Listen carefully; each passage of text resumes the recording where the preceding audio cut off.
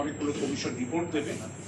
এই রিপোর্টগুলোর পরিপ্রেক্ষিতে কিন্তু আমাদের রাজনৈতিক দলের সঙ্গে অভ্যুত্থানকারীদের একটা মতের বিভাজন সৃষ্টি হওয়ার আশঙ্কা আছে।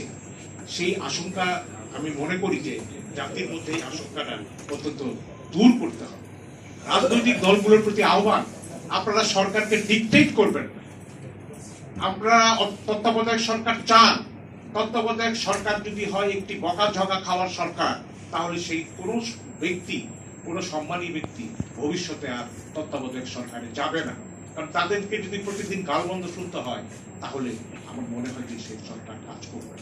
শুধুমাত্র নির্বাচনের জন্য একটি সরকার আসে না, প্রতিদিন ডে টু ডে অ্যাফেয়ার্স পরিচালনা করার জন্য আসে। বর্তমান সরকার একটা জিনিস ভুল করছে, এটা আমরা পরিষ্কার দেখতে পাচ্ছি। তারা নিজেরাই মনে করছে তারাই একাই সবকিছু করে ফেলতে পারবে, কিন্তু তারা করতে পারছে না।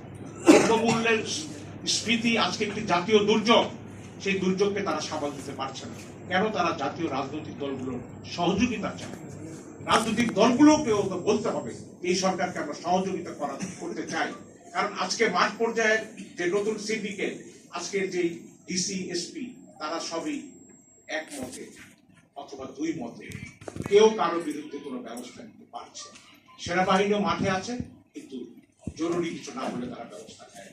অতএব আমাদের এই জাতীয় দুর্যোগ থেকে উদ্ধার করতে হবে, দ্রব্যমূল্যের হাত থেকে বাঁচাতে এবং দেশের বাইরের থেকে যে হুমকি আছে সেগুলো থেকে বাঁচাতে আমাদের রাজনৈতিক দলগুলোকে বুঝতে হবে এটা তাদের সরকার, শুধু সমর্থন নয়, সক্রিয় সহযোগিতা। সবাইকে ধন্যবাদ।